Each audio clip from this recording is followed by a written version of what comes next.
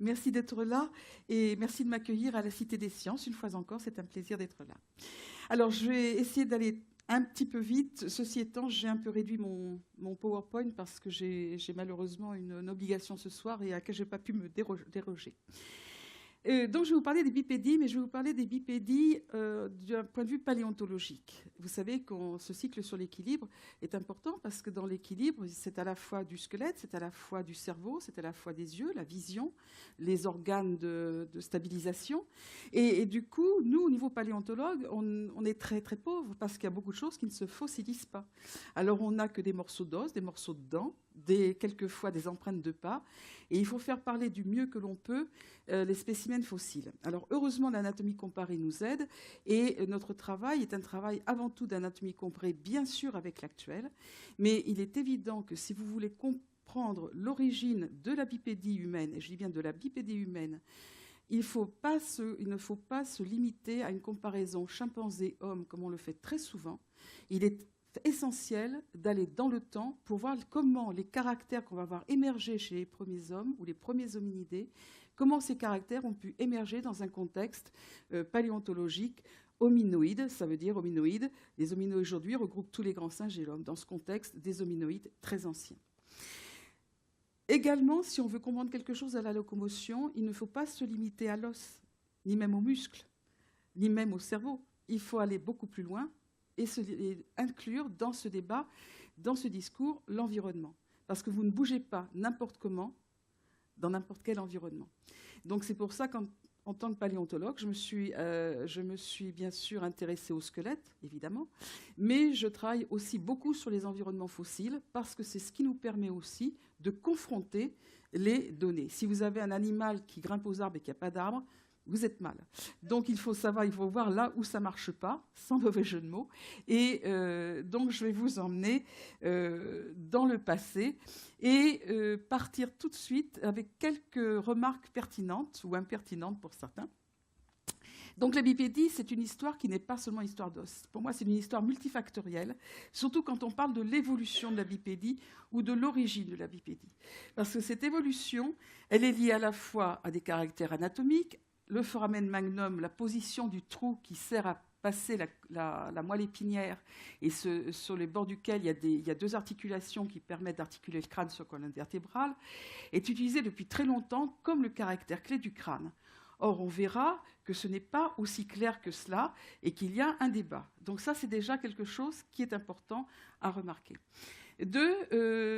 Actuellement, il y a beaucoup de travaux qui sont faits sur la bipédie et sur les économies d'énergie lors de la marche.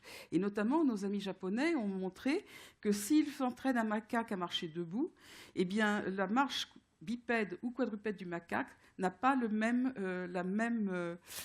coût énergétique. Et la bipédie est moins énergétique, coûte moins que la quadrupédie. Donc il y a toute une série de travaux qui sont faits, qui ont été développés plus récemment sur les chimpanzés, toujours avec nos collègues japonais. Ensuite, la bipédie, elle peut être liée à des comportements extrêmement variés. Ça peut être des comportements qu'on voit de dominance chez les grands singes mâles, dominants, comme les gorilles par exemple. Ça peut être des comportements de subsistance, c'est-à-dire on va de nourriture, on va chercher des baies, on va se hisser sur les pattes, on va être bipède, mais ce n'est pas ce qui va engendrer une marche bipède forcément. Et enfin, il y a ces petits capucins dont je vous ai mis la photo ici, là, ces petits singes sud-américains, qui, pour casser des noix, bien, se mettent sur deux pattes, arrivent à supporter un poids un caillou de deux fois leur poids au-dessus de la tête pour casser les noix. Donc à ce moment-là, ils vont être bipèdes, mais de manière très limitée dans le temps. En fait, ce que je voudrais vous préciser, alors que tous ces caractères, finalement, pour nous paléontologues, il y a un facteur qui est fondamental, avec tous ces caractères évoluent dans un système, voilà, ça je suis mal latéralisée encore, qui s'effectue dans un espace-temps. N'oubliez pas que le paléontologue vit dans la 4e dimension et vous ne pouvez pas parler d'évolution sans considérer l'espace-temps. Donc environnement, anatomie et espace-temps, c'est déjà pas mal pour travailler. Alors, tous les primates sont bipèdes et moi, ça me fait hurler quelquefois quand je lis dans les journaux La bipédie n'est pas un bon caractère pour définir l'homme parce que tous les primates sont bipèdes. Certes, les autruches sont bipèdes, certains dinosaures étaient bipèdes. Mais la marche sur deux pattes, il ne faut pas que je bouge en plus. Alors, la marche sur deux pattes, sur de longues distances et pendant longtemps, nous sommes, nous, les seuls à savoir le faire.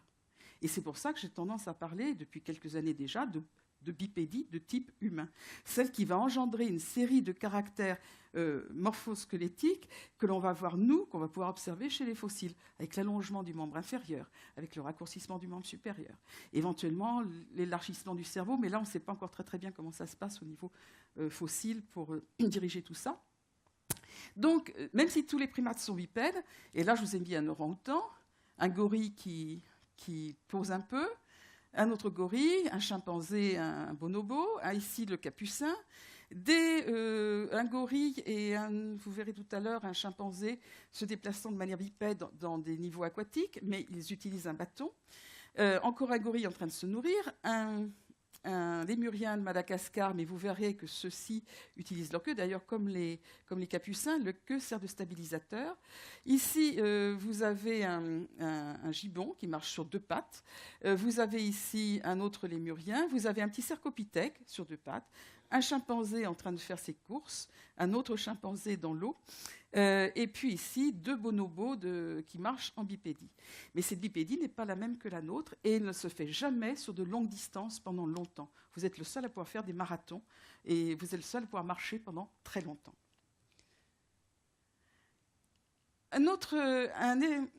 Une chose que l'on retrouve beaucoup de médias s'en sont servis, c'est cette fresque ici qui a été publiée en 1965, qui est une fresque que l'on doit à Rudi Saliger, qui était un illustrateur pour un livre de Francis Clark Howell, un anthropologue de Berkeley, et son livre s'appelait « L'origine de l'homme », tout simplement. Et vous remarquerez que ici, c'est la fresque totale. Et paradoxalement, souvent, ce que l'on voit, c'est cette fresque qui a été déclinée sous plein d'aspects différents.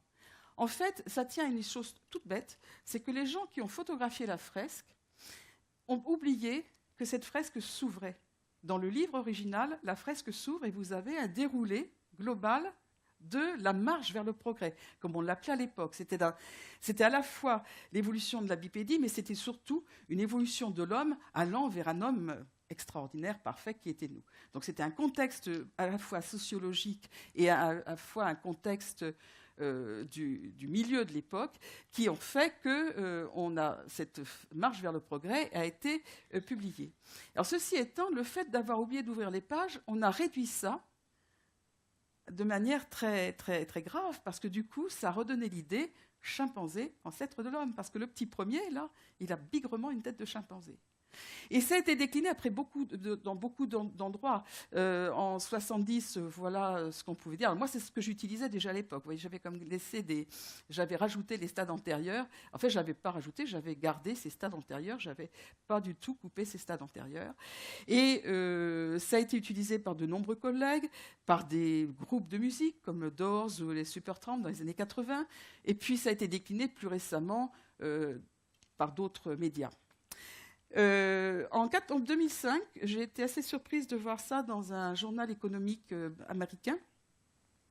Et pour la première fois dans l'histoire de l'homme, on voyait la femme. Mais c'est tout aussi faux que les autres. C'est-à-dire que ce n'est pas une marche qui va arriver vers l'homme qui va être le premier de l'évolution. Pas du tout. En fait, cette fresque est mauvaise dans le sens où elle oublie les buissonnements évolutifs et le foisonnement d'espèces fossiles qui ont pu cohabiter. Et donc, c'est une représentation qui a fait une grande carrière, mais pour les mauvaises raisons. L'autre chose, et ça, c'est ce que j'avais à l'université en 1970, on vous parlait de l'homme qui apparaissait avec la savane. C'est-à-dire que là, vous êtes censé être dans un milieu relativement foresté, juste pour aller dans un niveau de savane. L'homme se redressait pour aller vivre dans les milieux ouverts. Et là, il allait se relever au-dessus des herbes pour voir et surtout continuer à être debout et aller plus loin. Or, aujourd'hui, on sait que cette hypothèse est fausse, et il faut aller. Et j'essaierai de vous montrer pourquoi tout à l'heure. Enfin, je vous ai mis sur cette photo cette remarque très impertinente. C'est parce que très souvent, vous allez lire encore l'homme descend du singe. Alors ça, c'est certainement faux, c'est même totalement faux. D'un singe, c'est beaucoup moins faux. Mais je vous montre cela parce qu'il y a eu une époque, dans les années 80, où certains collègues ont estimé que le chimpanzé était un descendant de l'homme. Et donc, sa bipédie, en fait, il y aurait eu un bipède ancien qui serait revenu à 4 pattes. Ceci étant, ça ne marche pas tout à fait comme ça. Quelques remarques encore. Donc, l'origine de la bipédie humaine, de type humain, est-ce qu'elle est terrestre? Est-ce qu'elle est arboricole? Est-ce qu'elle est aquatique? Et je vous ai mis ici un résumé de ce qu'a fait un collègue américain récemment. Moi, c'était mon vieux résumé des années 80, mais c'est quasiment la même chose.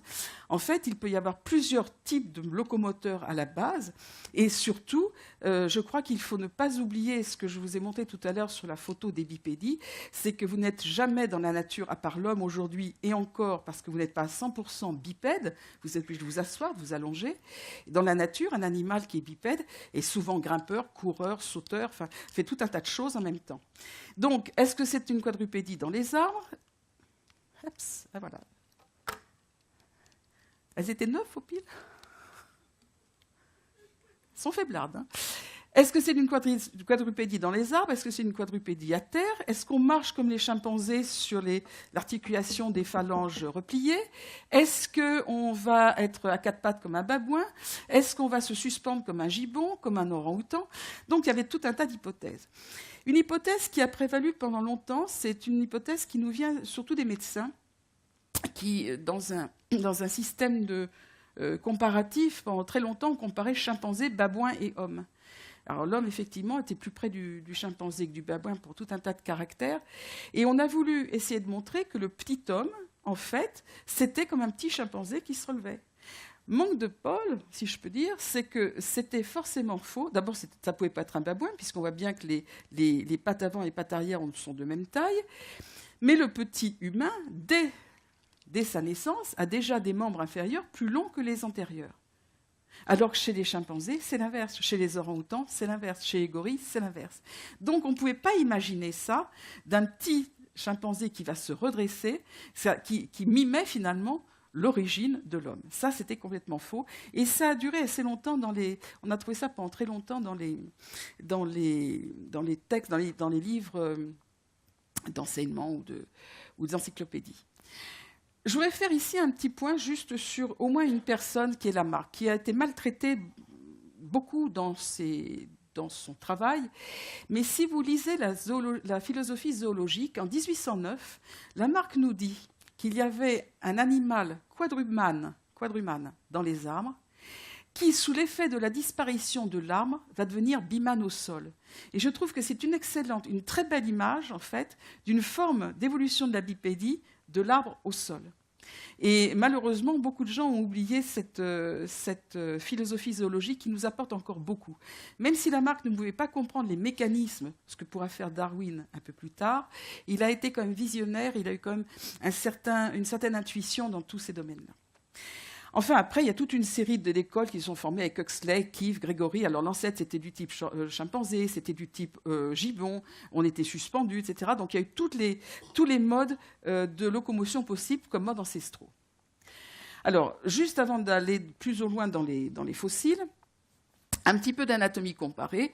Si on compare un squelette d'homme et de chimpanzé, les grandes différences, on les voit, c'est dans la colonne vertébrale, où on a 4 courbures, ce qui fait qu'on reste très... avec les disques intervertébraux à la colonne vertébrale qui vont venir amortir les chocs quand nous marchons. Un bassin qui est court... Ah, j'ai pas un bon feeling. Hein.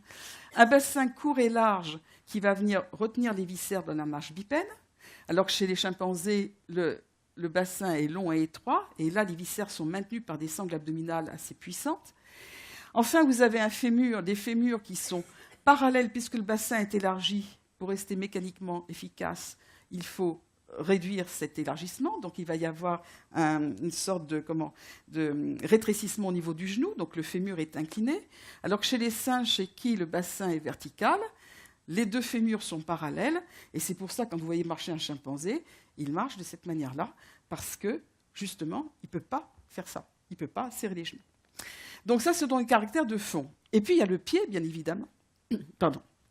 Le pied, avec la voûte plantaire chez l'homme, qui a une double courbure, transversale et longitudinale. C'est que quand vous marchez, vous pouvez amortir parfaitement toutes les aspérités, les chocs au sol. Le chimpanzé n'a qu'une arche latérale. Ce qui fait que quand il marche sur le côté des jambes, le côté des pieds, pardon. Et quand il marche comme ça. Voilà, c'est un peu ça, c'est pas tout à fait ça, mais c'est un peu ça. Mais je ne suis pas vraiment mon chimpanzé, mais ça le fait quand même. Donc voilà, en gros, au niveau de la locomotion, les principales différences. Ensuite, vous avez une chose importante, c'est que le pied de l'homme n'est pas un pied préhensile, le gros orteil est collé aux autres doigts de pied, alors que chez les chimpanzés ou les orang-outans, les mains comme les pieds sont préhensiles. Alors je vous ai mis cette photo. Ici, on voit une main, un pied et un pied. Et vous voyez que les pieds sont pratiquement des mains préhensiles. Donc on a perdu cette faculté de pouvoir saisir avec les pieds. Donc voilà en gros les grandes différences. Alors maintenant, passons aux fossiles. Les premières traces de bipédie humaine, si je peux dire, ou hominidés, on les doit à la découverte du fameux crâne de Taong en 1924 sur les carrières de Taong dans le Bechuanaland, qui aujourd'hui fait partie de l'Afrique du Sud. Ce sont des carrières de calcaire. Et voici Raymond Dart, lors de la découverte, c'était un médecin. Et il n'a pas découvert le crâne, il a étudié ce crâne. Et le voici quelques années après, c'était pour son anniversaire en 85. Ce crâne a été une révolution dans l'histoire de l'homme, enfin de notre ancestralité, parce que pour la première fois, on avait un petit crâne qui n'avait pas les caractères classiques de ce qu'on attendait. Il avait des dents assez humaines et surtout un foramen qui était placé en position centrale. Alors n'oubliez pas que dans le contexte de l'époque, on pensait encore que l'ancêtre devait se trouver en Asie. Il y avait les grandes expéditions du médecin hollandais, dont le nom m'échappe tout de suite, mais ça va me revenir, Dubois, Eugène Dubois, à Java. Et à Java, il a trouvé en 1892 les premiers restes d'Homo erectus. Suivant là les traces de Haeckel, qui pensait qu'on trouverait une sorte d'homme qui n'avait pas la parole, puis un homme debout, et puis jusqu'à devenir un homme, enfin une sorte d'homme singe debout, jusqu'à devenir un homme. Et puis, il y a eu après l'histoire du Piltdown, en 1912, où là, il y a eu cette fraude scientifique, puisque je ne suis pas loin de penser que nos amis anglais étaient un petit peu jaloux qu'il n'y ait pas d'hommes très anciens, alors qu'on en trouvait partout. On en trouvait en Allemagne, on en trouvait en Asie, en France, bien sûr. Et du coup, ceci a fait basculer l'ancestralité de l'homme vers les milieux plus européens, jusqu'en 1924, où on vient en Afrique du Sud.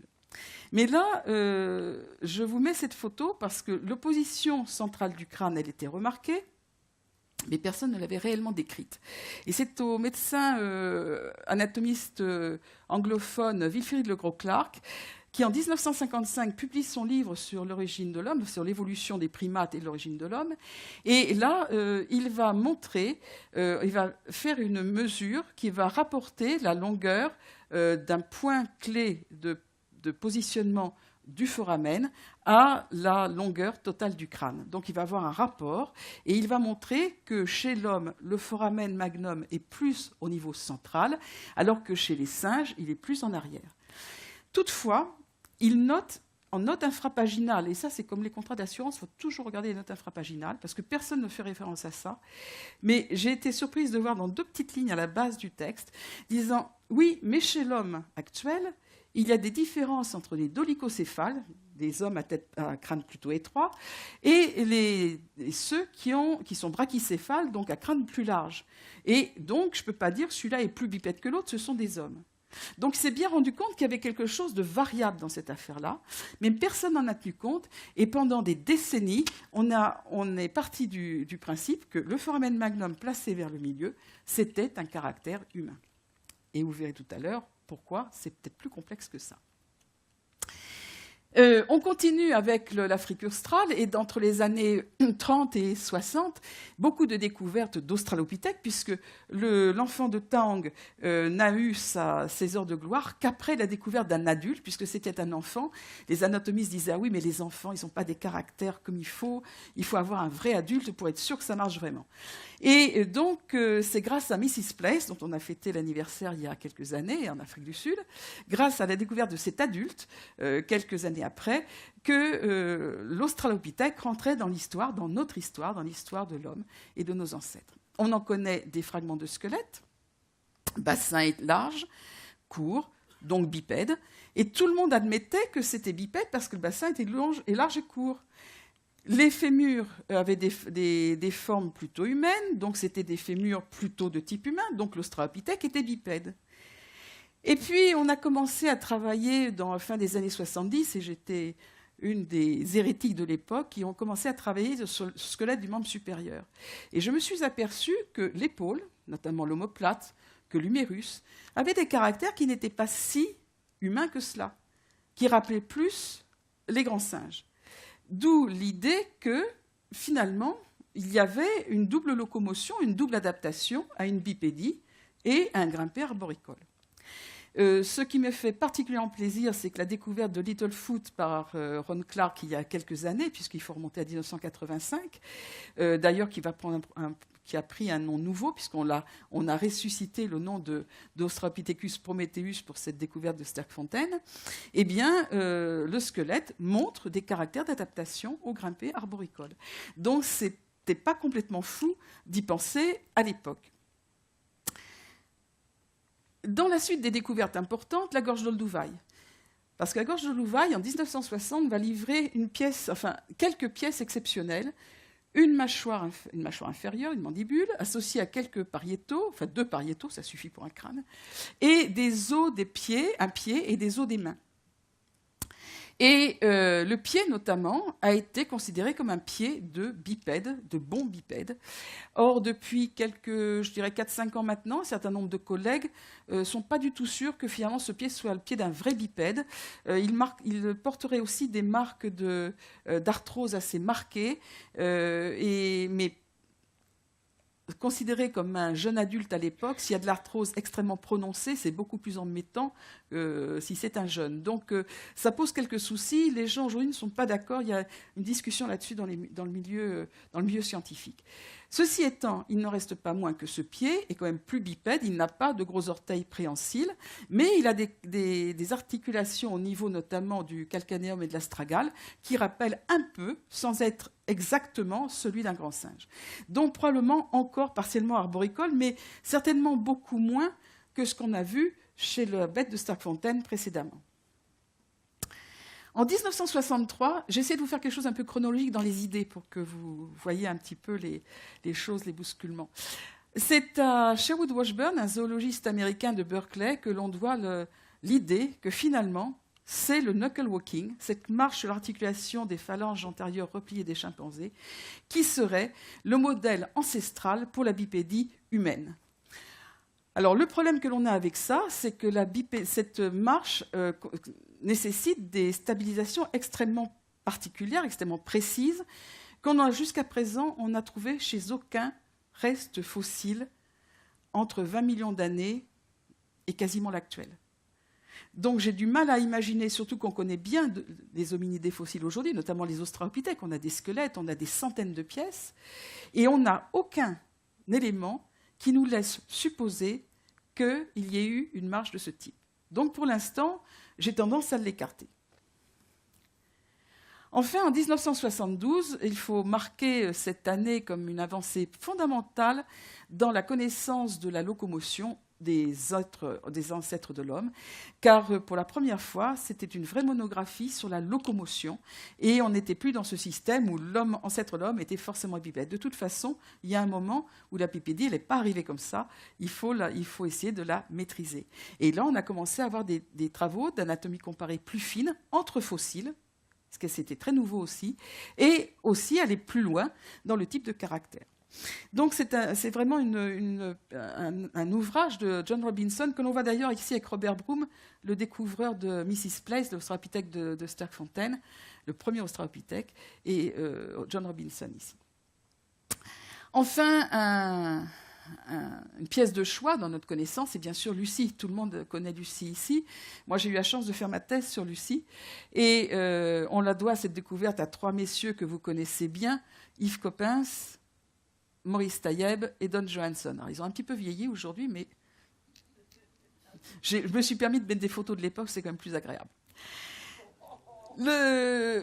Ah bah si, c'est plus gentil pour eux, quoi. Lucie, c'est important parce que pour la première fois dans nos connaissances de paléontologie dans l'histoire de l'homme, on a un squelette qui est à 40% complet. Si vous vous replacez en 1974, à l'époque, on n'avait que les néandertaliens dont on connaissait des squelettes complets. Ça voulait dire qu'il n'y avait pratiquement rien entre 3 millions d'années et 50 000 ans, puisqu'à l'époque, on les datait, les néandertaliens, de 50 000 ans. Donc ça a été quelque chose de fondamental pour nous, parce qu'on pouvait voir quelles étaient les proportions du corps, comment Lucie marchait et comment ses congénères marchaient. Alors ça a donné lieu à beaucoup de discussions avec nos collègues américains.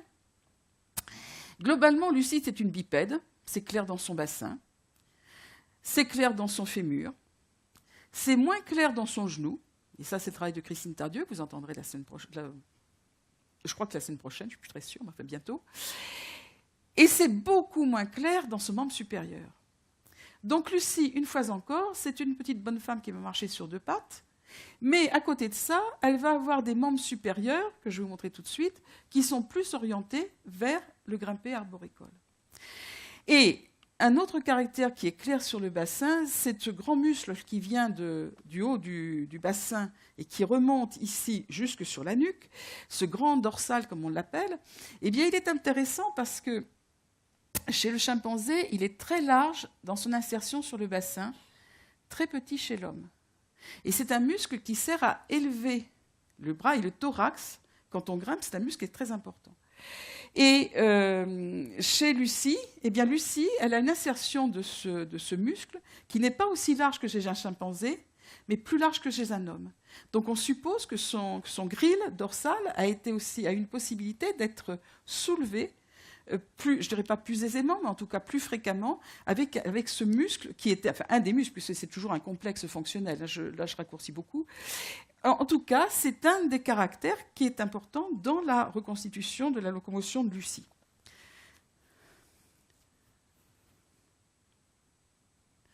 Les membres supérieurs, voilà l'humérus, notamment, comparé à celui d'un homme. Voici l'omoplate. Eh bien, Lucie, pour ses angulations, pour l'orientation de sa tête de l'humérus, pour la stabilisation de son coude, eh bien, elle ressemble beaucoup à des grands singes. Donc, elle a à la fois un membre inférieur, une fois de plus, qui est relativement bipède, avec un genou qui n'est pas aussi bien stabilisé que ça, mais des membres supérieurs adaptés au grimpé arboricole. Avec ceci en plus une chose, c'est que le rapport intermembral montre que son membre supérieur était légèrement plus long par rapport au membre inférieur qu'il ne l'est chez nous. Donc, il y a un système, un mode locomoteur qui est différent du nôtre, comme il est différent du chimpanzé. Et c'est ça que je voulais vous dire aussi, c'est qu'il ne faut surtout pas essayer d'imaginer un animal actuel comme modèle, parce qu'il n'y a aucun animal actuel qui n'ait ce modèle. Cette dualité de locomotion partielle, on ne l'a pas aujourd'hui. C'est pour ça que beaucoup de collègues, il y a eu des débats extrêmement violents, extrêmement intenses, mais c'est parce que les gens avaient des modèles. Or, le modèle, il ne pourra venir que du passé. D'où l'intérêt de travailler sur les périodes antérieures pour voir quelles sont enregistrer les possibilités de bipédie, de grimper, de marche, de peut-être de saut, etc. Et la cerise sur le gâteau avec Lucie, c'est qu'au départ, Lucie, elle était censée être dans la savane. Et ça, ce sont les travaux qui ont été faits par l'équipe de Coppens, notamment de Raymond de Bonnefille au CEREJ, à l'époque, ce n'était pas le CEREJ, à Marseille, sur les environnements, à la fois les pollens, et puis toutes les gens de l'équipe Coppens qui travaillaient sur les faunes, qui ont montré que l'environnement n'était pas une savane, ce n'était pas une forêt dense, c'était un fourré d'altitude. Et voici la manière dont on l'a représenté. Et justement, c'est ce que je voulais vous dire. Au départ, moi, quand j'osais dire que Lucie était dans les arbres, elle me dit « mais ça va pas, il n'y a pas d'arbres ». Et regardez, petit à petit, on l'a fait grimper dans des arbres maléfiques, jusqu'à aller sur des environnements de plus en plus verts et de plus en plus forestiers. Et aujourd'hui, on sait que c'est bien un forêt d'altitude, donc ce n'est pas un milieu de savane sèche, comme on a eu tendance à le dire trop souvent. En fin des années 70, découverte des traces de pas de Laetoli. Ça, c'était aussi une grande chose. Et ces traces de pas de Laetoli sont importantes. Malheureusement, je pense que là, aussi, il y a beaucoup de bémols. Si vous regardez ces traces, ici, il y a eu des relevés qui ont été faits. Les premiers relevés ont surcreusé. Vous voyez, on voit ici qu'on est sorti des traces. Donc, il y a eu quelques loupés dans les premières empreintes qui ont été publiées. Et puis, il n'y a pas que de l'homme, il y a plein d'animaux. Il y a du rhinocéros, il y a de l'oiseau, il y a des bovidés, il y a des girafes, il y a plein de choses. On a dit que c'était des empreintes de type humain parce qu'on voit que les zones de pression sont équivalentes à celles de l'homme. Sur le talon, au niveau de la voûte plantaire ici, au niveau de la base de l'orteil. Et suite à ce qu'on disait sur les australopithèques, avec le pied, on disait, mais finalement, les australopithèques ont eu un pied préhensile parce qu'ils ont un orteil un peu divergent. Et ça a fait le tour des journaux. Manque de bol, si je peux dire. J'ai eu la chance, comme je travaille dans le désert de Namib sur de la stratigraphie de dunes, là c'est un autre travail complètement différent des singes, dans des pannes interdunaires, j'ai trouvé dans la boue sèche de l'homme actuel. Pardon, il est là, excusez-moi. Cet homme actuel, il a un pied tout à fait correct. C'est une empreinte de pied comme on en rêverait. Il a glissé dans la boue. Et vous voyez que ses orteils se sont allongés. Et le gros orteil est devenu un peu divergent. En bout de piste, l'empreinte était un peu abîmée. Et finalement, on se retrouvait dans une configuration proche de celle de Laetoli. Ça veut dire qu'au jour d'aujourd'hui, je ne peux pas vous dire que les traces de pas de Laetoli ont été faites par un australopithèque ou un être plus évolué. Tout ce que je peux vous dire, c'est que c'était un hominidé, qui était en tout cas bipède, mais qu'on ne peut pas dire ce qu'il était réellement. Et j'ai un collègue américain, Russell Tuttle, qui a travaillé, lui, sur 420 Amérindiens modernes qui ne portent pas de chaussures. Et effectivement, il a trouvé des empreintes de pas tout à fait similaires à celles de Laetoli. Il ne faut pas oublier, et là c'est important aussi, parce que voilà ici des travaux qui ont été faits hyper précis, en faisant marcher, en repérant les empreintes, la profondeur de l'empreinte dans le substrat, etc. Mais en fonction de l'endroit où vous marchez, si c'est du sable mouillé, du sable sec ou de la boue, vous n'aurez pas les mêmes empreintes, forcément, parce que le substrat va avoir aussi un effet modélisateur, je veux dire réducteur quelque part de votre empreinte, il va aussi modifier votre empreinte. Et souvent, vous voyez des gens qui disent on a marché dans ça, c'était humide, ça marche. Non, les australopithèques, quand ils marchaient, d'abord, ils ne marchaient pas dans un labo où c'était plat. Il y avait des cailloux. Ah bah oui, je pense qu'à l'époque, il n'y avait pas ça. Ils ne marchaient pas sur du ciment, mais sur des milieux qui étaient beaucoup plus grossiers. Et par ailleurs, ils ont marché après qu'il y ait eu une éruption volcanique et de la pluie. Ça veut dire que, vous savez que les laves, vous ne savez peut-être pas, mais enfin, quand elles se délitent, quand elles s'érodent, elles deviennent plus argileuses. Et si vous mouillez par-dessus, eh ben, vous avez toutes les chances de déraper. Donc l'allongement des doigts, comme ça a été montré des orteils, ce n'est pas au fait que les orteils de l'australopithèque seraient plus longs, c'est que les êtres ont tout simplement, probablement, glissé en marchant dans cette argile humide. Et ça, c'est un travail qu'il faut faire de manière plus précise avec des géologues et des sédimentologues, parce que ça nous donnera une autre information sur ces empreintes. Enfin, en 1995, était trouvé sur le site de Kanapoy, dans le sud du lac Turkana, sud-ouest, sur un site qui avait livré en 1965 à Brian Patterson, d'une expédition britannique qui, à l'époque, n'avait trouvé qu'un numérus. Ces nouvelles expéditions ont livré un tibia et des fragments de mâchoire. Mais le tibia est important, il est en 2 morceaux. Alors, je vous ai mis que la partie supérieure ici, mais voici ici sa reconstitution par un collègue de Cleveland. Et une chose, moi, qui me fait hurler là-dedans, c'est qu'on nous dit que c'est bipède, que cet être Akanapoy est bipède, mais qu'il a un gros orteil préhensile. Mais on ne connaît pas le pied. On l'a mis préhensile, on l'a mis dégagé, Tout simplement parce qu'on pensait que l'Aitolis c'était un australopithèque qui avait un orteil écarté, donc on l'a reconstitué avec un orteil écarté. Et ça traîne partout que les australopithèques ont des orteils écartés. Mais rien aujourd'hui ne le confirme à la vue des données que nous avons. Là, on a fait, je vais dire presque une chimère, parce qu'on a reconstitué à pied alors qu'on n'avait pas les éléments. Donc c'est toutes ces choses-là dont avec lesquelles il faut être extrêmement prudent. Donc pour moi aujourd'hui, je peux vous dire qu'il y a un être très humain, certainement. Le tibia est très humain, l'humérus est très humain. Mais après ça, je ne peux pas aller plus loin. Enfin, en 2005 ou 6, je ne sais plus, 6, un de nos anciens étudiants, Alem Seget Sarasanay, travaille sur ces gisements d'Iquica en Éthiopie, et il trouve une petite fille de 3,5 millions, 3,4 millions. Et cette petite fille vient nous montrer, confirmer que les australopithèques étaient bien à la fois bipèdes et arboricoles. L'épaule, c'est clair, le fémur, c'est clair, la partie supérieure, c'est clair. Donc on a pu confirmer que les australopithèques ont des caractères d'adaptation au grimpé chez les adultes, mais aussi chez les enfants. Donc ça, c'est quelque chose d'important. Même chose, c'est Voransomile, qui est une découverte plus récente. Alors vous allez lire dans les journaux que c'est effectivement le premier bipède reconnu, etc., à 3,6 millions. Quand on voit l'épaule, ce n'est pas vraiment une omoplate ici d'homme, c'est une omoplate qui est beaucoup plus étroite, qui rappelle plus un animal à mouvement vers le haut, et le fémur n'a pas la partie distale du fémur n'a pas la stabilisation que l'on a chez l'homme. Donc c'est pas tout à fait comme Lucie, c'est peut-être une autre forme de bipédie, mais on ne peut pas a priori rejeter une possibilité de grimper arboricole aussi chez ce squelette. Donc il semble bien qu'il y ait plusieurs types de bipédie dans le passé, aux alentours de 3-4 millions d'années, et que certains ont été plus grimpeurs, d'autres un peu moins grimpeurs, mais pour l'instant, on ne peut pas aller plus loin en l'absence d'éléments plus précis des pieds et des mains, parce que si vous grimpez, vous avez aussi la saisie. Et là, il y aura tout un travail à faire sur la saisie dans les arbres. Enfin, plus récemment, la découverte de Malapa, avec les Australopithèques Sediba, 2 millions d'années, là on est beaucoup plus jeune. Mais ce qui est important, c'est que Sediba a des caractères sur le crâne qui sont à la fois australopithèques et un peu homo, mais que dans ce membre supérieur, il y a toujours des caractères d'adaptation au grimpé. Ça a été décrit par les auteurs, j'ai vu le matériel, je suis tout à fait convaincue.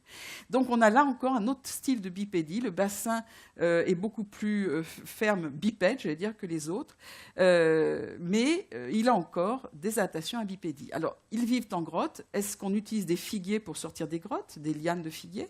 Possible. Là, c'est tout un travail à faire de comparaison. Enfin, je voudrais vous montrer... ça va, c'est bon. Les bipédies, les plus anciens hominidés, puisqu'on descend maintenant à 6 millions d'années, avec les découvertes que nous avons faites au Kenya, dans les collines Tugen, dans cette région ici magnifique des collines Tugen, près du bassin du lac Baringo. Juste un petit point de détail, même si vous n'êtes pas géologue, c'est magnifique. Hein. Vous lisez toutes les couches, il suffit de regarder pour savoir où vous êtes, extraordinaire. C'est vraiment magnifique. Très bien calibré par les datations, puisqu'on a des laves en bas au sommet, et on a plusieurs niveaux à l'intérieur, et du paléomagnétisme possible, donc mesure interne par le paléomagnétisme. On a 3 niveaux à hominidés, dont les plus riches sont celui de Capsomine et de Tchéboïte. La plupart de ce matériel ici a été trouvé à Capsomine, d'où proviennent d'ailleurs les 2 plus grands fémurs. Alors la locomotion d'aurorine a été très discutée. Quand on l'a annoncé, il y a un collègue américain qui a tout de suite donné des interviews en disant « Je jure que c'est du chimpanzé ». Et puis, 4 ans après, il fait un papier sur l'origine de la bipédie. Et qu'est-ce qu'il cite comme plus ancien bipède? Notre travail. Mais là, il n'a pas fait de conférence de presse. Non. Là, ça fait partie du petit jeu franco-américain. Mais ce qui est important, alors je ne vais pas vous détailler le tout, mais quand même important, vous voyez un chimpanzé, à peu près de même taille qu'Aurorine, cassé de la même manière. En fait, il n'est pas cassé, il a été bouffé, comme Aurorine. Ici, il y a un col très court chez le chimpanzé, alors qu'il est très long chez l'homme. Ici, il y a une très grande fosse ici qui n'existe pas chez l'homme. L'homme est c'est très, très peu profond. Enfin, si vous regardez la longueur de l'os, vous voyez qu'ici, on n'a pas encore atteint l'ouverture du fémur vers le genou. Alors qu'ici, on y est déjà. Ça veut donc dire que le fémur d'Aurorine, à taille équivalente à celle d'un chimpanzé, est déjà plus long. Et dans l'histoire de la bipédie, un des caractères importants, c'est l'allongement du membre inférieur, et notamment, un des premiers éléments, c'est l'allongement du fémur. Donc ça, c'était très, très réconfortant. Bon, il y a d'autres caractères musculaires, etc., mais enfin, je ne vais pas en parler, ça va être trop long. Après, on a fait les scans. Et quand on a fait les scans, on s'est aperçu que la base du col, ici, est très épaisse en corticale et très fine au sommet. Et ça nous a rappelé un travail qui avait été fait par des collègues américains, des biomécaniciens américains, travaillant sur le chimpanzé, l'homme et Lucie. Et ils ont montré qu'à la base du col, chez l'homme comme chez Lucie, il y avait renforcement de la corticale était épaisse, alors qu'elle était beaucoup plus réduite au sommet. Chez le chimpanzé, pratiquement pareil sur tout le pourtour. Eh bien, ça voulait confirmer une chose, c'est qu'il y avait un support du poids sur le fémur qui était transmis au niveau du col. Et ça, c'est important parce que quand vous vieillissez, que votre col perd sa corticale, vous avez une perte à cause de l'ostéoporose, il suffit que vous cogniez pour casser votre col. Eh bien, cette chose-là est importante au niveau de la locomotion. Je veux dire, c'est un peu comme quand vous faites un pont. Un pont, c'est jamais une table de pont avec des piliers. Vous avez des renforcements de piliers, et ces renforcements de piliers, finalement, c'est la corticale que l'on voit dans le col fémoral. C'est exactement la même chose.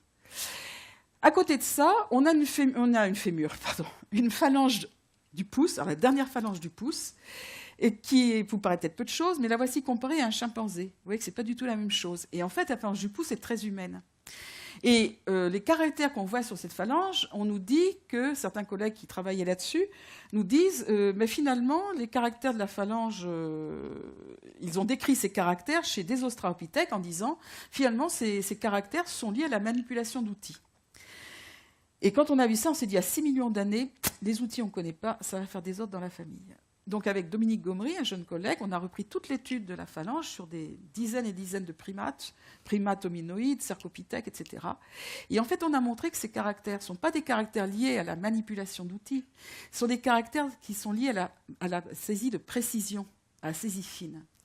Et si vous imaginez un animal comme Aurorine, qui est bipède, certes, mais dont l'humérus et une autre phalange de la main montrent qu'il était en partie dans les arbres, cette phalange est importante parce que, comme il est déjà plus gros qu'un chimpanzé et en proportion différentielle, différent aussi dans ses proportions de Lucie, il ne grimpe pas de la même manière. Et il doit certainement devoir assurer ses saisies lors du grimper dans les arbres. Et je pense, comme un certain nombre de mes collègues, et on l'a signé comme ça et ça nous s'est passé comme ça, qu'en fait cette saisie fine que l'on voit avec la bipédie, eh bien, elle a été conservée. Et c'est ce qui donnera la faculté à manipuler des outils ultérieurement, parce que quand vous manipulez, vous avez besoin aussi de manipulation fine, de saisie fine. Et c'est certainement une préadaptation, une exaptation, comme on dit dans nos jargons, pour les outils ultérieurement. En tout cas, là, c'est certainement un grimper avec saisie fine. Alors, pour qu'il grimpe, il faut qu'il y ait des arbres. Alors ça, on n'a aucun problème. La faune, elle est dominée par les colobes. On a des crânes, on a plein de mâchoires. Voilà des colobes modernes. On a des galagidés, des petits bouches-bébés, là. On a aussi des chauves-souris frugivores, donc il n'y a pas de souci, il y a de là. On a des civettes arboricoles. À côté de ça, on a beaucoup de bêtes qui vivent dans les fourrés, comme les impalas. On a du chevretin d'eau. Le chevretin d'eau, ça vit où ? Dans des milieux relativement humides. On a également des girafes de forêt. Donc c'est un milieu qui est humide. Toutefois, les plantes ici nous donnent deux images également. Cette feuille ici, très allongée, avec une pointe d'égoutture très longue, nous dit qu'il y avait de la pluie, en tout cas on égouttait beaucoup, donc il y avait des arbres. Et celle-ci ici nous disent que c'est plutôt une forêt sempervirente sèche. Ça veut dire que c'est une forêt qui va être verte toute l'année, mais un peu plus sèche. Ceci étant, ce n'est pas gênant, parce qu'on sait que les gisements où ont été trouvés à Aurorine sont près d'un lac. Donc il se peut que les niveaux qui soient près du lac sont plus humides que ceux qui sont un petit peu plus éloignés. Mais en tout cas, il y a de la forêt relativement dense pour qu'on arrive à avoir des chevretins d'eau, qu'on arrive à avoir des chauves-souris frugivores et qu'on puisse avoir des colobes. Enfin, on a trouvé dans l'environnement beaucoup de calcaire. Et aujourd'hui, c'est sur les bords du lac Bogoria, qui est à 40 km des gisements, que l'on voit ces grands geysers dans des eaux alcalines qui vont déposer de l'eau. l'eau va sécher et va déposer le calcaire qui est compris dedans. Et du coup, on explique très bien les eaux fossilisées dans du calcaire des gisements à aurorine. Donc un milieu qui ressemble un peu à Bogoria, avec des montagnes moins hautes puisque la tectonique de 3 à 2 millions d'années n'avait pas joué, et une marge forestière beaucoup plus intense, port du lac. Ça donnerait une bonne image de l'environnement. Alors maintenant, d'autres bipèdes. D'autres bipèdes, peut-être avec Toumaï. Alors Toumaï, je ne vais pas m'étendre trop dessus, mais le seul pierre d'achoppement pour moi, c'est le coup du foramen magnum. Parce qu'un travail récent qui a remesuré la distance, alors de manière plus précise maintenant, entre la base du foramen et la bicarotidienne, cette distance rapportée à la longueur du crâne, montre que sur un échantillon très large, plus d'une centaine d'hommes, à peu près 120 chimpanzés, on s'aperçoit qu'il y a un recouvrement des 2 lignes de variation. Ça veut dire quoi ? Ça veut dire qu'il faut être prudent avec le caractère quand on n'a pas de population fossile, qu'on n'a qu'un crâne. Mais d'autre part, ça montre autre chose, c'est qu'on a des collègues allemands et suisses allemands qui avaient montré, dans les années 60, qu'en fait, quand le crâne croît, c'est lorsque les parties postérieures croissent, dans les niveaux pariétaux, temporaux, eh bien, il y a tendance, lors de la croissance, à repousser le foramen vers l'avant. Ce qui fait que la position du foramen, elle est liée non seulement à la locomotion, mais aussi à l'accroissement du cerveau, au développement du cerveau. D'où la difficulté de pouvoir traiter de ce caractère quand on a un crâne isolé. L'autre chose qui est encore plus troublant, c'est que chez les australopithèques, voilà un homme, voilà un gorille, il n'y a pas photo, chez le gorille le foramen est à l'arrière, mais chez les australopithèques, il est plus vers l'avant que chez l'homme. Et cependant, les australopithèques ne sont pas plus bipèdes que l'homme. Donc là, il y a vraiment quelque chose à travailler de manière fine pour savoir exactement quels sont les tenants et les aboutissants. Dernière chose ici, Ardipithecus cadaba, qui est un ardipithèque assez ancien, sa bipédie serait démontrée par une phalange de pied. Et on dit que cette phalange ressemble à celle de Lucie, et comme elle ressemble à celle de Lucie, il serait bipède. Seulement le problème, c'est que cette phalange est très incurvée, comme chez Lucie, et comme Lucie grimpe aux arbres et que la courbure de cette phalange peut laisser penser qu'elle grimpait aux arbres, on ne sait pas si ça s'applique là en totalité ou juste pour le grimper. Donc on est prudent avec ce caractère aujourd'hui. Enfin, l'Ardipithecus ramidus, vous l'avez vu sur toutes ses coutures, on a fait beaucoup de publicité dans les journaux, et vous remarquerez que le squelette est là. On en a fait un très beau bipède, et une chose tout de même. Vous voyez le fémur ? C'est un gros bout d'os assez robuste. Quand il était reconstitué, on en a fait un os allongé comme chez l'homme, très grêle. Donc ça, je ne suis pas du tout d'accord avec cette reconstitution. Deuxième chose, on vous a fait des membres supérieurs extrêmement humains. L'épaule, le bras, ils ne sont pas conservés. Enfin, on vous a fait une colonne vertébrale à 4 courbures, mais on n'a que 2 vertèbres. Moi, je ne sais pas faire 4 courbures à partir de 2 vertèbres. Tout ça pour vous dire que je pense que ça, ce n'est pas tout à fait abouti. Et je pense que cet être-là n'est pas bipède comme on ferait le faire dire. Quand on voit la morphologie de son pied, je pense qu'on a peut-être ici un des ancêtres des chimpanzés. Mais c'est très hérétique dans le domaine, mais je vous le livre comme je l'ai. Ceci étant, quand on regarde la main, voilà par exemple le pouce, la phalange du pouce de l'Ardipithèque, voici Aurorine, voici le chimpanzé. Ce n'est pas du tout un pouce avec des saisies de type humain. Donc, pour moi, ça fait partie d'une grande vulgarisation, d'une grande médiatisation, mais il faudra certainement pouvoir travailler sur ce matériel parce que ça va nous apporter encore beaucoup de choses, certainement. Enfin, une autre bipédie, qui est celle de l'Oréopithèque. L'Oréopithèque, il fut trouvé dans les années 1958 exactement. On connaissait le genre depuis la fin du 19e, puisque Geoffroy Saint-Hilaire l'avait travaillé. Et puis, un squelette est tombé, je ne dirais pas du ciel, mais d'une plaque de lignite dans une mine où on exploitait le charbon en Toscane. Et ce squelette a la faculté d'avoir un bassin court et élargi, mais un membre supérieur très long et des fémurs qui ne sont pas du tout des fémurs d'hominidés. Et alors, moi, j'ai vécu dans ma jeunesse chercheur, enfin quand j'étais tout jeune chercheur, des réunions où c'était extrêmement violent entre ceux qui disaient « il est complètement arboricole », non, il est terrestre. Et ça n'arrêtait pas. Et puis, la réétude d'un pied qui a été trouvé récemment, qui était connu, mais qui a été étudié dans les années 2000 à peu près, a montré, voici le pied d'Oréopithèque, voici un pied humain, un pied du chimpanzé, a montré que l'axe du calcanéum a un axe vertical, enfin un axe droit comme chez l'homme, et pas du tout incliné comme chez le chimpanzé. Et l'axe du pied qui passe par le deuxième doigt, comme chez l'homme, est parallèle. Alors que chez le chimpanzé, il y a une divergence. Chez le chimpanzé, il y a une courbure au pied, je vous dis, il marche sur le côté. Là, il semble qu'il y ait une stabilisation proche de celle de l'homme, mais ce n'est pas du tout de morphologie humaine. Et en fait, on suppose que sa bipédie, elle était de ce style. C'était une bipédie, oups, je ne vais pas y arriver, je ne suis pas un bon bipède avec les mains. C'est une bipédie en forme de mortaise, en fait. Quelque chose de très particulier. Mais une chose intéressante, c'est que l'Oréopithèque vivait sur une île, puisque la Toscane était une île, et que les prédateurs de l'époque étaient des animaux piscivores. Donc, ils n'ont pas mangé les singes. Et visiblement, il a pu remplir toutes les niches écologiques vacantes, à la fois dans les arbres et au sol. Et son oreille interne, qui a été travaillée il y a quelques années, montre des rapprochements avec celle des grands singes arboricoles.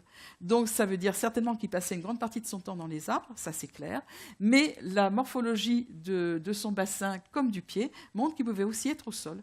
Et ça, c'est important. Mais ce n'est pas une bipédie de type humain, il n'y a pas de voûte plantaire, il n'y a pas cette double arche, et le gros orteil est très divergent. Donc on est vraiment dans un autre système de bipédie.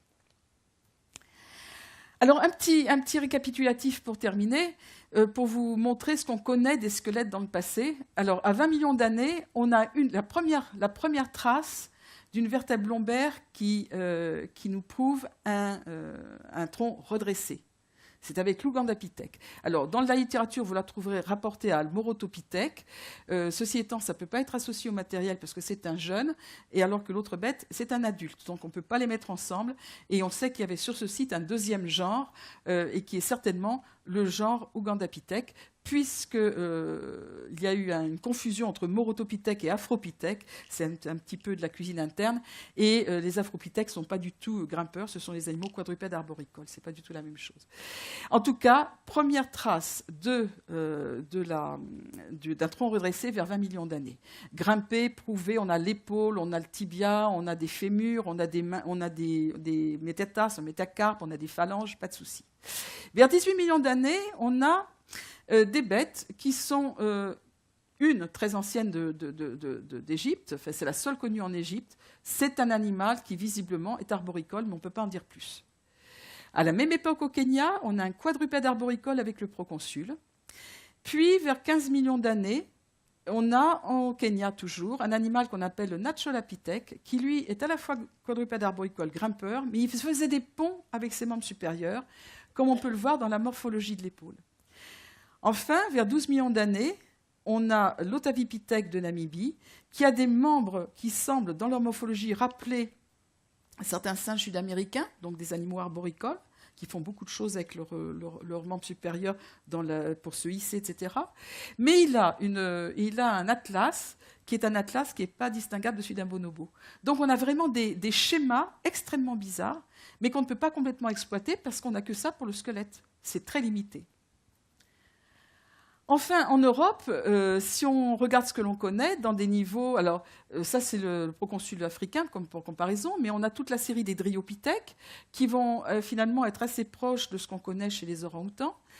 Et on a tous les civiapithèques asiatiques, qui, eux, sont des animaux plutôt arboricoles, mais aussi probablement proches des orang-outans, tout en étant partiellement terrestres, comme le montre, par exemple, sur l'humérus, par exemple, la stabilisation du coude que l'on voit ici très marquée. Enfin, on a des dryopithèques arboricoles. Alors là, on l'a vu sur l'humérus, et là, on le voit très bien sur le fémur également. À côté de ces bêtes isolées, alors l'Euréopithèque, vous l'avez vu, on a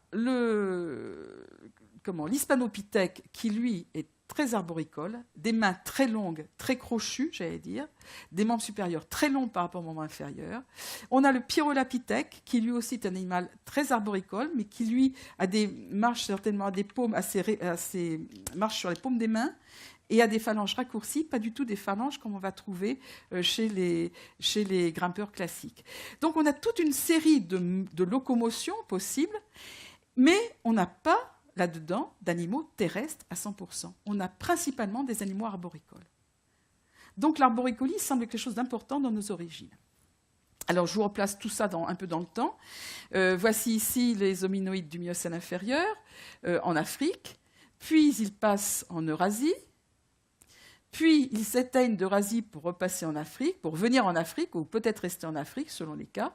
Et c'est là où on va trouver les premiers hominidés, avec Aurorine, Toumaï peut-être, Ardipithèque peut-être, et les premiers chimpanzés et gorilles.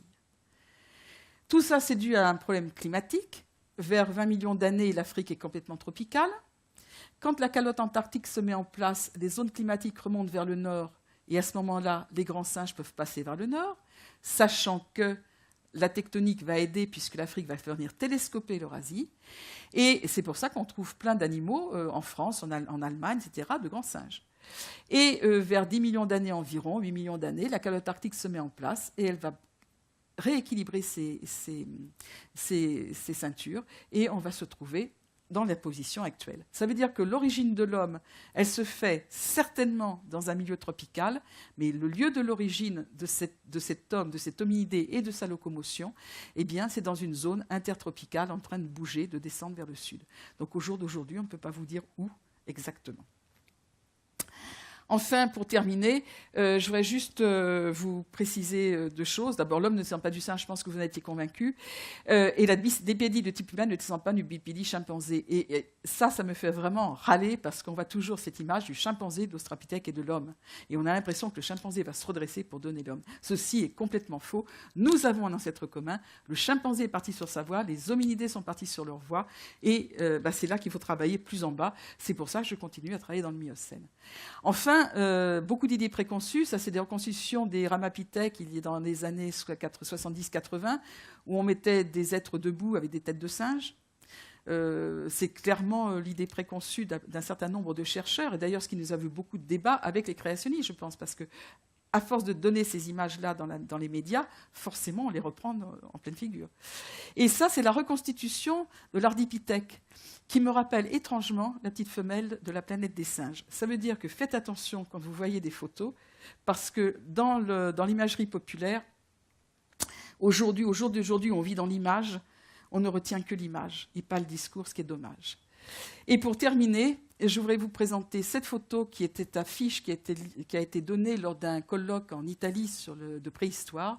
Et pour la première fois, c'était en 1996, pour la première fois, on voit un animal. Je n'étais pas d'accord vraiment avec ça, puisqu'ils ont pris un chimpanzé. Mais ce n'est pas très grave, c'était déjà l'idée d'un ancêtre arboricole. Mais ils l'ont mis à 4 pattes, il n'y avait pas besoin. Une fois que vous avez le tronc redressé, quand vous venez au sol, vous avez 2 options. Vous mettez à 4 pattes ou à 2 pattes. Si vous avez déjà le tronc redressé, il est beaucoup plus économique de rester sur 2 pattes. Mais c'était un essai. En fait, je suis assez en phase avec ce que racontent certains de mes collègues biomécaniciens britanniques, où en fait un ancêtre arboricole assez généraliste qui va finalement évoluer vers des possibilités extrêmement diversifiées en fonction du groupe. Les hommes d'un côté, chimpanzés, gorilles, orang-outans. En fait, nos locomotions ont complètement évolué en parallèle en fonction des milieux certainement.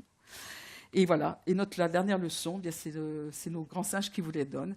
Donc certainement pas ça, plutôt quelque chose un peu arboricole. Voilà, merci.